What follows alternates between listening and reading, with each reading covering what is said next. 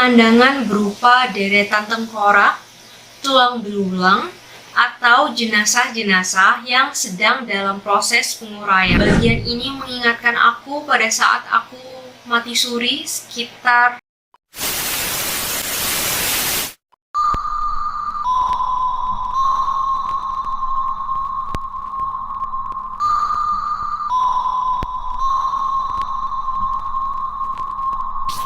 Hi Love Visible, it's me, Trixie. Welcome back to my YouTube channel. How are you guys? Aku harap kalian semua dalam keadaan baik-baik saja ya. Gimana nih? Apa kalian sudah siap untuk melanjutkan petualangan bersama The Visible Series? Setelah mengetahui legenda asal-usul desa yang sudah mendunia, yakni Trunyan, sekaligus kilas info mengenai kedatangan anggota kerajaan dari Solo di 3 tempat lainnya, sekarang kita akan membahas mengenai adat istiadat atau tradisi-tradisi dari desa Trunyan. Ada begitu banyak penjelasan dari berbagai sumber. Aku bahkan ekstra baca salah satu buku yang sudah terbit di Jerman dan ditulis oleh orang Jerman atas usul papi nih. Dia bilang kayak, coba deh kamu baca, di sini ada pembahasan mengenai desa Trunyan dan ini sebagai kayak masukan untuk kamu.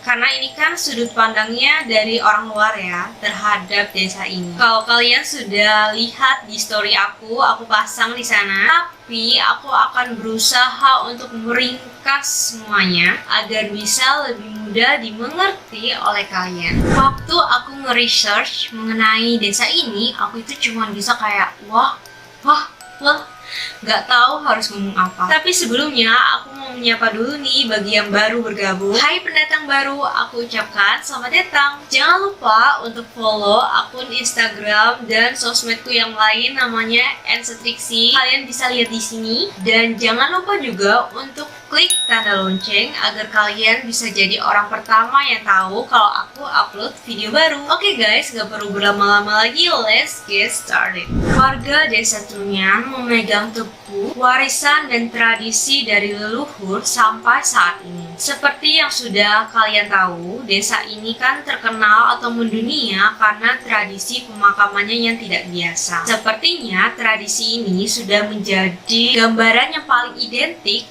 dan melekat dengan tempat ini ya. Banyak pengunjung yang menganggapnya sebagai sesuatu yang horor atau seram karena mereka bisa menyaksikan secara langsung pemandangan berupa deretan tengkorak, tulang belulang, atau jenazah-jenazah yang sedang dalam proses penguraian yang tergeletak begitu saja di atas permukaan tanah. Mulai sekarang kita sebut pemakaman ini sebagai kuburan Trunyan ya, karena aslinya memang disebut seperti itu. Apa kalian yang baru mendengarnya saja sudah merasa horor atau seram? Kalau iya, aku harap setelah kalian menyaksikan video ini, kalian bisa memiliki pandangan yang sedikit berbeda atau lebih terbuka.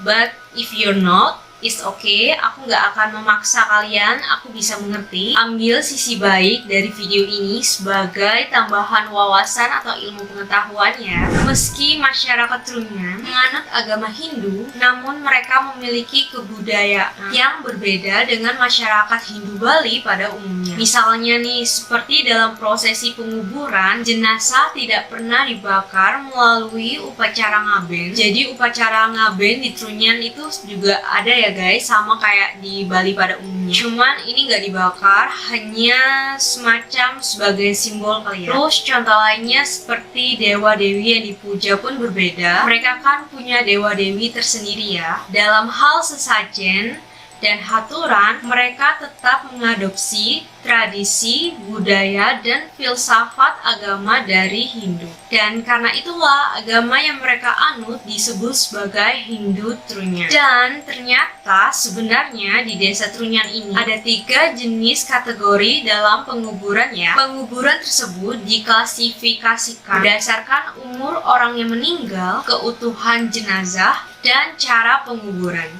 3 jenis kuburan atau yang biasa disebut dengan seme ini adalah seme wayah, seme ngude atau bajang, dan semu bantas. Masing-masing kuburan ini memiliki syarat-syarat tertentu. Yang pertama, semu wayah atau semu tua atau kuburan utama. Kuburan ini dianggap sebagai kuburan yang paling baik dan paling suci bagi masyarakat desa Trunyan. Cara penguburannya yang sudah kita ketahui sebelumnya ya. Jenazah sengaja dibiarkan membusuk di atas permukaan tanah dangkal, bentuk cekungan sedalam 20 cm agar tidak bergeser di udara terbuka di bawah pohon tarumenyan yang usianya itu diperkirakan sudah 11 abad atau 1100 tahun. Dan pohon tarumenyan ini dipercaya hanya bisa ditemukan di Bali. Konon katanya banyak orang yang sudah berusaha untuk menanam pohon ini di tempat lain tapi nggak berhasil. Tapi info yang satu ini membuat aku jadi bertanya-tanya ya.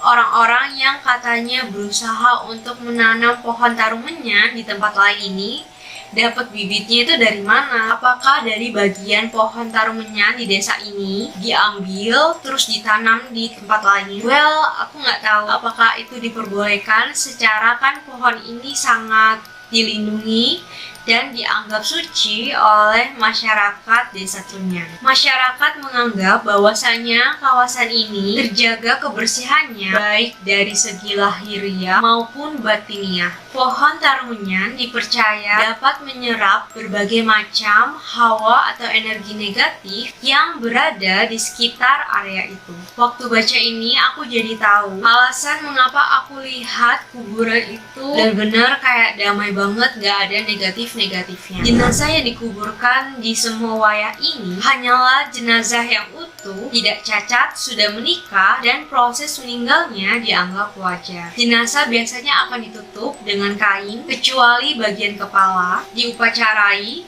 lalu diletakkan. Setelah itu ditutup dengan bambu berbentuk prisma yang disebut ancak saji guna untuk melindungi dari serangan binatang buas. Nah, proses inilah yang disebut dengan mepasah. Jumlah tempat untuk meletakkan jenazah tersebut hanya ada 11, tidak boleh lebih. Kenapa angka 11 ya? Hal tersebut terjadi karena sudah diatur oleh kepercayaan adat setempat. Tapi ada juga nih yang mengatakan bahwa konon katanya angka 11 dipercaya sebagai angka tertinggi yang sakral dan merupakan puncak pencapaian spiritual. Ada semacam 11 tingkatan mulai dari dunia hingga ke nirwana. Tapi ada pula nih yang mengatakan bahwa mungkin saja satu pohon tarumenyan hanya bisa menetralisir 11 jenazah, dan jika lebih maka jenazah tersebut akan mengeluarkan bau. Dari 11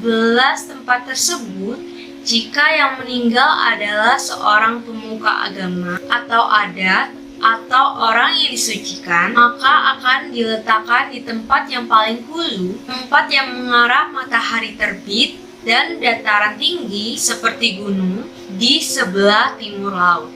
Apabila ada jenazah baru, maka akan menggantikan tempat jenazah yang paling lama, sedangkan jenazah yang paling lama akan dipindahkan ke samping. Meletakkan jenazah dalam kondisi udara terbuka dan terkena sinar matahari langsung merupakan penghargaan yang tinggi untuk lebih mendekatkan mereka kepada matahari sebagai simbol sang pemberi kehidupan. Di dekat semua wayah ini ada deretan tengkorak yang diletakkan di atas batu. Andai aku bisa, aku pengen banget kayak mentransfer gitu penglihatanku, terus diubah ke dalam video biar kita bisa nonton bareng-bareng. Aku rasa pasti itu bakalan seru banget deh. Oh ya, kalau misalnya kalian ke kuburan ini terus kalian menemukan kayak banyak barang seperti kain, peralatan mandi, peralatan makan, kursi, bahkan sampai misalnya barang elektronik, kalian jangan merasa heran ya. Barang-barang ini merupakan barang kesayangan sewaktu jenazah masih hidup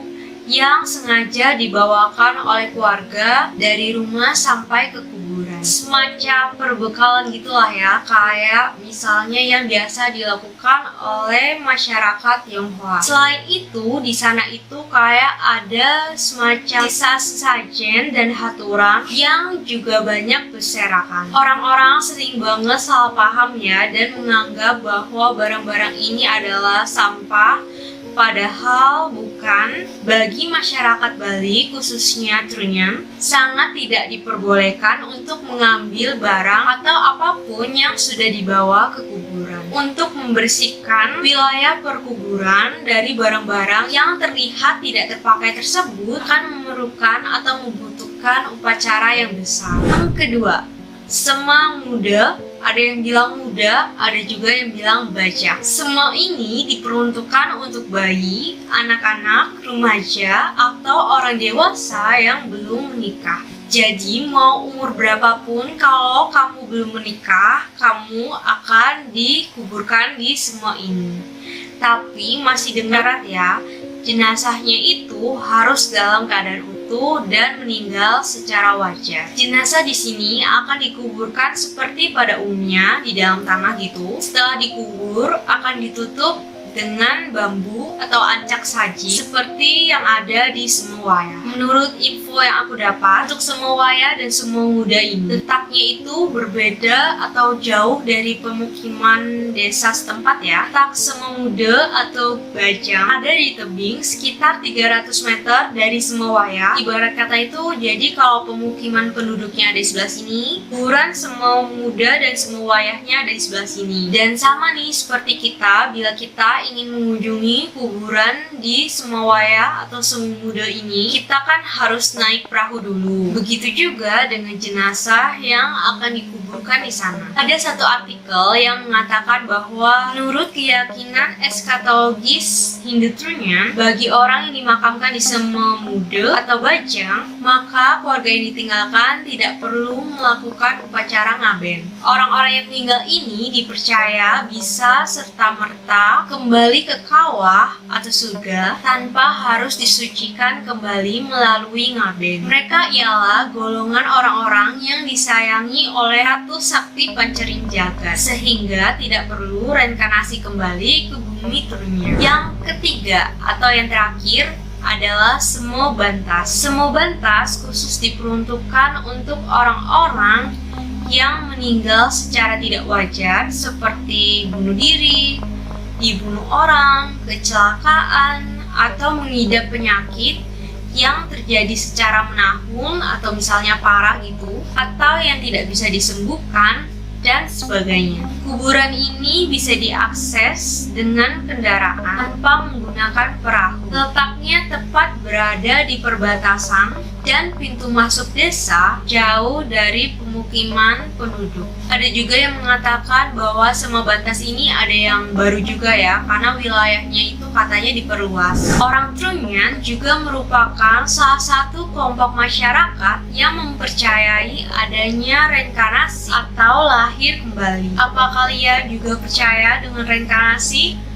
Kalau aku sih iya. Bagi mereka, kematian bukanlah akhir kehidupan, tapi awal dimulainya kembali perjalanan roh dan mulai karmanya lagi di dunia. Badan kasar atau praga yang telah meninggal akan ditinggalkan roh pemiliknya untuk berganti roh jadi seperti baju baru saat kelahiran kembali. Bagi masyarakat desa Trunyan, setelah kematian dan mensemayamkan jenazah di kuburan, hal yang harus mereka lakukan adalah melakukan upacara untuk perjalanan roh agar bisa kembali ke pura keluarga hingga dekat dengan keluarga dan bisa kembali ke dunia melalui lahiran kembali. Jadi sekalipun orang-orang ini meninggal secara wajar seperti usia tua atau sudah dimupasahkan, namun karena mereka sudah menikah, mereka itu tidak bisa langsung kembali ke surga. Jiwa atau roh mereka harus bergentayangan terlebih dahulu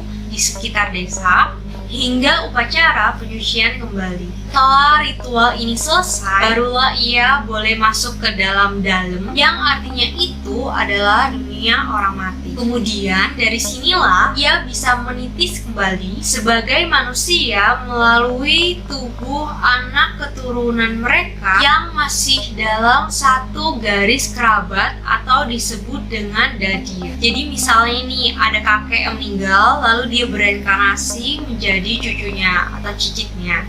Nah, kurang lebih seperti itu. Sama seperti yang terjadi di salah satu anggota keluargaku ya. Tapi untuk aku sendiri dan anjingku, kita punya histori lain. Tapi uniknya, entah mengapa aku itu dari dulu, dari kehidupan sebelum-sebelumnya, itu selalu saja berasal dari Bali. Aku dan Bali itu kayaknya banget ya.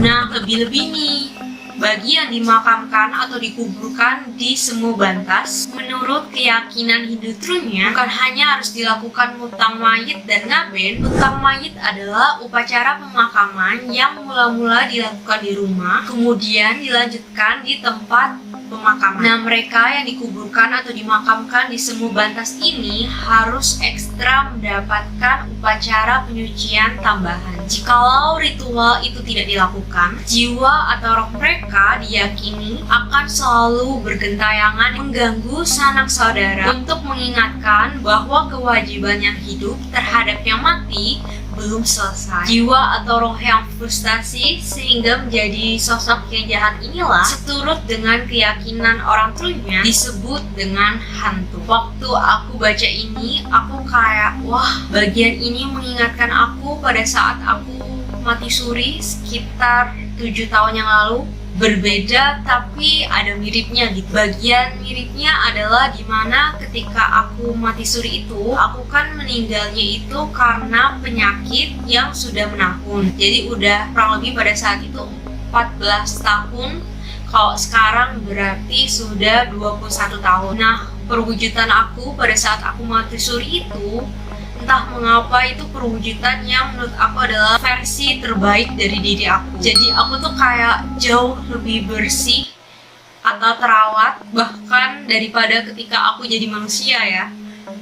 Aneh banget kan? Tapi memang aku waktu itu sempat kayak jadi roh atau arwah yang gentayangan atau penasaran sih. Kayak jadi linglung gitu. Tapi ini terjadi bukan kayak sesuatu yang alami atau sudah seharusnya terjadi, karena pada saat itu roh atau arwah aku itu sempat diculik sama salah satu sosok yang jahat banget. Sampai sekarang itu adalah pengalaman yang paling mengerikan dan menakutkan sih yang ku alami seumur hidup. Next, kematian yang tidak wajar pada salah satu warga desa Trunya akan membuat seluruh warga desa merasa berduka, sehingga seluruh kegiatan keagamaan dan persembahyangan akan dibatalkan atau disebut dengan tebek. Hal ini tentu saja menjadi hal yang paling tidak diharapkan ya, tapi hal ini juga memberikan semacam pesan moral terhadap warga desa agar selalu bertindak baik, menjaga keselamatan agar terhindar dari mara bahaya dan bisa meninggal dengan cara yang normal sehingga dapat dikuburkan di kuburan utama atau semua ya. Jadi warga di sana itu berharap agar bisa dikuburkan di bawah Tarmenyan ya. Tahukah kamu ada aturan di mana perempuan Trunya dilarang keras untuk datang ke wilayah kuburan ini, baik untuk mengantarkan jenazah maupun mengunjungi atau yang lebih sering kita sebut dengan nyekar kali ya. Konon katanya jika ada perempuan Trunya yang melanggar aturan tersebut, maka tak lama kemudian akan datang musibah atau bencana. Ada yang beranggapan bahwa secara logika, karena perempuan itu kan sangat halus, sensitif kayak aku, dan lebih emosional daripada laki-laki, tangisan dan kesedihan yang terlalu dalam dinilai akan menghambat kembalinya roh menuju nirwana, dan karena itulah mereka tidak diperkenankan untuk datang ke sana. Karena ya, bisa kalian bayangkan ya, bagaimana perasaan mereka jika mereka, para perempuan ini, melihat secara langsung kondisi jenazah para kerabat atau saudara mereka, kayak ayah, ibu, anak, yang dalam posisi atau keadaan ya kalian tahu kan, aku sendiri kalau itu adalah keluarga atau misalnya orang yang aku kenal, aku sih sudah pasti nggak sanggup ya, jujur aja. Walaupun pernah lihat hantu, lihat yang aneh-aneh, yang macam-macam, tapi kalau itu adalah sesuatu orang yang kita kenal, aku sudah pasti nggak sanggup sih. Oh ya, karena membahas ini, mungkin ini adalah mungkin ini adalah sebuah pesan untuk kalian para perempuan trunyan atau misalnya nih keluarga pasien COVID yang meninggal yang tidak bisa ikut menguburkan atau mengantarkan jenazah saudara atau kerabat ke liang kubur. Kita tahu ya bahwa ini adalah kondisi-kondisi khusus, satunya adat, satunya lagi aturan yang sudah ditetapkan oleh pemerintah. Itu juga kan demi keselamatan kita ya. Di sini aku mau bilang, aku tahu bahwa itu adalah sesuatu yang sangat menyedihkan, tapi sebenarnya kalian tuh nggak perlu khawatir karena doa itu punya kekuatan super. Dimanapun kalian berada, agama apapun kalian, percayalah bahwa sesuatu yang baik akan mendatangkan kebaikan, meskipun itu hanyalah sebuah doa. Kayak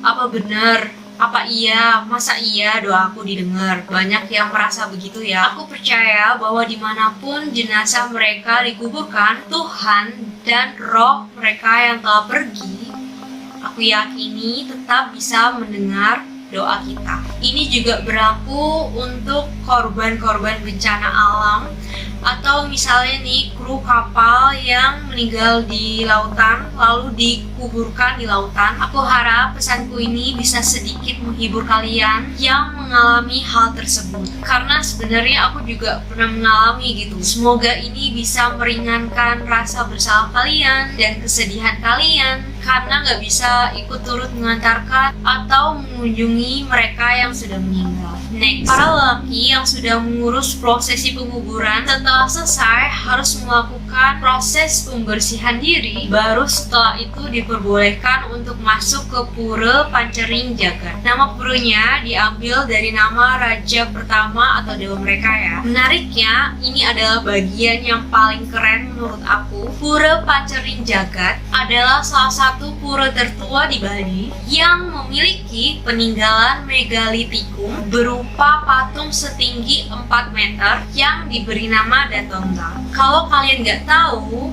megalitikum itu disebut sebagai zaman batu besar karena pada zaman ini manusia sudah dapat membuat dan meningkatkan kebudayaan yang terbuat dari batu-batu besar. Walaupun di legenda ini ada cerita di mana tadinya batu ini tuh hanya berukuran 9 cm kalau nggak salah. Lalu seiring waktu, ukurannya itu bertambah besar. Tradisi pendirian megalitik di Indonesia sangat erat kaitannya dengan pemujaan nenek moyang. Bangunan atau monumen yang didirikan menjadi bentuk untuk penghormatan terhadap seseorang yang telah meninggal. Bangunan tersebut biasanya menjadi medium penghormatan, tempat singgah, sekaligus lambang si mati. Dalam prasasti Trunyan yang diterjemahkan oleh Goris, tulis sebuah piagam yang dikeluarkan oleh Keraton Singamandawa pada tahun Saka 833 atau sekitar 911 sampai 912 Masehi. Piagam tersebut berisikan izin untuk membangun kuil Datonta. Penduduk diwajibkan untuk memelihara kuil dan diberi imbalan, dibebaskan dari beberapa macam pajak. Nah, di desa Trunyan ini ada sebuah tradisi tari sakral yang disebut dengan tari butuk. Proses pementasan tari sakral ini dilaksanakan pada saat upacara piodalan yang berlangsung di Pura Pancering Jagat setiap purnamaning sasi kapat, purnama bulan keempat yang jatuh sekitar bulan Oktober yang aku bahas kemarin ya. Nah, uniknya tarian ini hanya dipentaskan setiap 2 tahun sekali. Ada lagi nih tradisi lain yang disebut dengan tradisi murung, menukarkan barang atau barter dengan barang lain yang nilainya lebih tinggi. Dan ternyata tradisi-tradisi ini memiliki latar belakang cerita atau legenda masing-masing ya. Aku sudah baca semuanya, seru-seru banget. Tapi panjang banget durasi. Aku nggak bisa ceritakan semuanya sekarang ke kalian karena durasi, mungkin kita bakal bahas itu suatu hari nanti. Kalau kalian mau, kalian boleh komen di bawah. Tapi ya, dari sini kita jadi belajar bahwa selain tradisi penguburan, ternyata ada tradisi-tradisi lain yang menarik loh. Jadi buat kalian yang merasa takut untuk datang ke tempat kuburannya, ada alternatif lain nih. Kalian bisa tetap mengunjungi Desa Trunyan untuk melihat tradisi lain yang menarik di desa ini. Dimohon untuk kepala desa setempat, nomor rekening ada di sini ya Pak. Bercanda. Selain kalian bisa menikmati pemandangan alam yang indah, kalian juga memiliki kesempatan untuk melihat secara langsung aktivitas tradisional warga di sana, kayak memancing atau menjala ikan dari atas perahu yang terbuat dari batang pohon, atau bisa jadi sambil berendam ya, melihat anak-anak yang biasanya senang bermain dan berenang di pinggir danau. Begitu juga dengan ibu-ibu yang biasanya sering mencuci baju di pinggir danau. Oh ya, ada juga nih pemandangan dari keramba-keramba ikan nila. Aku rasa ini bakalan jadi surganya para fotografer. Cocok banget kan dibikin jadi postcard, ya nggak sih? Wahai teman-temanku fotografer, silahkan komen di bawah. Dan jelas tempat ini sudah bisa dipastikan bahwa jauh banget dari hiruk pikuk kebisingan kota. Senangnya kalau bisa datang ke sana lagi, karena kan aku nggak punya banyak memori di sana ya, kan waktu itu aku masih kecil banget. So, itu dia loh kisah seputar tradisi-tradisi Desa Trunyan yang mendunia. Aku ingin mengingatkan kalian kalau mungkin kalian lupa atau melewatkan penjelasanku, mengapa dari tema horor aku ekstra mengangkat secara detail mengenai tempat-tempat yang sudah aku ceritakan seperti Irfal Ancol atau Desa Trunyan ini misalnya. Itu karena aku memiliki keinginan selain mengangkat kisah mengenai sisi penglihatanku, aku juga ingin kita sama-sama belajar mengenai sisi sejarah, budaya, dan wisata di berbagai daerah di Indonesia. Aku harap dengan gerakan kecilku ini, aku bisa sedikit membantu atau berkontribusi agar Indonesia bisa bangkit kembali. Buat kalian yang setuju atau mau ikut mendukung gerakan kecil aku, kalian bisa langsung subscribe, like, komen, dan share kepada teman-teman atau sanak saudara kalian. Pasang di medsos kalian untuk kasih tahu mereka bahwa tempat-tempat yang sering kali dianggap horor atau menakutkan ternyata menyimpan begitu banyak hal-hal unik dan menarik, sejarah, serta pelajaran hidup yang sangat berharga yang sangat sayang untuk dilewatkan. Buat kalian yang mau request, kalian boleh langsung komen di bawah. Nanti aku bakal bikinin playlist khusus. Aku mohon kalau aku ada salah-salah kata, kalau misalnya ada info yang kurang lengkap, kalian boleh lengkapi di kolom komentar ya. So, I love you guys. Thank you so much for watching and I'll see you in the next video. Bye! Sampai jumpa di petualangan TVS edisi Surabaya.